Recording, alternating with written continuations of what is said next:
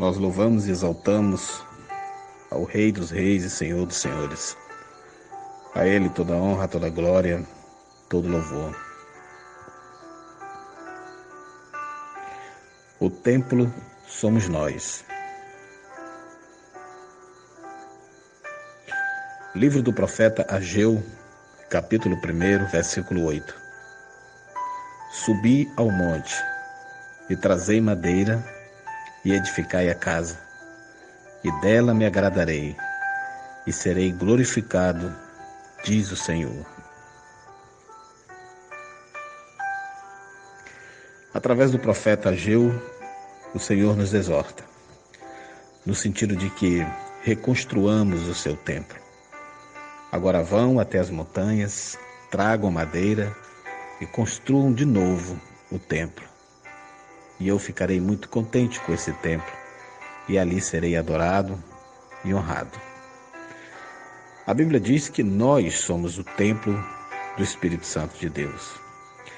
Isso significa que o próprio Deus, na pessoa do Espírito Santo, habita em nós.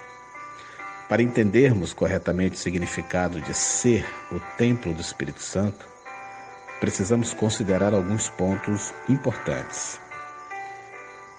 Como ler o texto do profeta dentro do contexto do Novo Testamento? A nossa resposta nos é dada por Paulo, quando escreveu sobre esse tema. Será que vocês não sabem que o corpo de vocês é o templo do Espírito Santo, que vive em vocês e lhes foi dado por Deus? Vocês não pertencem a vocês mesmos, mas a Deus. 1 Coríntios 6,19.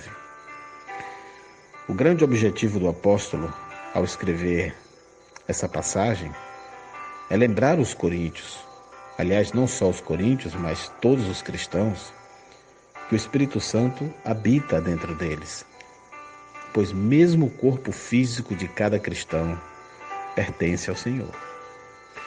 E aqui é interessante saber que dois termos gregos podem ser traduzidos como templo. O primeiro é hieron, que indica todo o complexo que formava o templo em geral na antiguidade.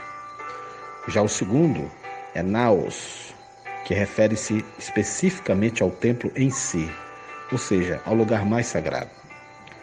No templo de Jerusalém, esse termo indicava o local onde ficava o lugar santo e o lugar santíssimo, que para os judeus era onde Deus habitava com o seu povo, como podemos ver em Êxodo 36, de 31 até o 34, em comparação com Hebreus 9, de 1 a 5. O apóstolo Paulo utiliza justamente esse segundo termo, naos, para indicar que é no corpo individual de cada cristão que o Espírito Santo de Deus fixa a residência. Sem dúvida, muita gente não compreende tamanha honra que está envolvida nessa verdade. Palácios e mansões esplendorosas podem servir de habitação a reis, príncipes, celebridades e pessoas importantes. Mas apenas o corpo daquele que foi redimido por Cristo é que pode servir de morada para o Espírito de Deus. Deus se agrada de habitar no verdadeiro cristão por causa da presença santificadora do Espírito Santo, que faz com que o corpo daquele que nasceu de novo seja verdadeiramente um templo que recebe a presença divina. Nossa santificação, meus amados, é completa quando nós a realizamos de alma e corpo, quando aceitamos a Cristo e Ele passa a viver dentro de nós. Nossa existência adquire a dinâmica de um culto contínuo. Só que de vez em quando caímos em pecado e nos maculamos como templo de Deus. O mesmo Espírito Santo que habita em nós mexe com nossa consciência e nos alerta para que limpemos e reconstruamos o templo em que Deus nos transformou. Reconstruir o templo é tarefa constante, até que cheguemos à dimensão eterna do Senhor.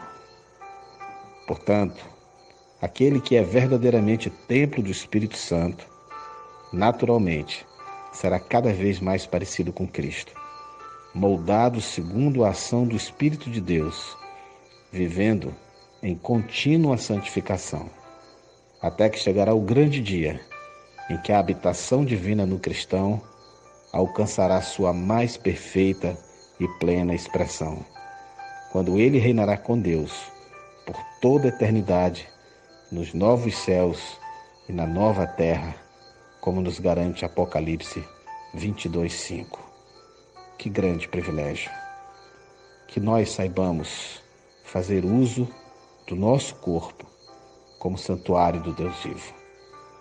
Eu sou seu amigo, irmão e servo, pastor Reinaldo Ribeiro. Que o Senhor abençoe a sua vida e a sua família, em nome de Cristo Jesus. Amém.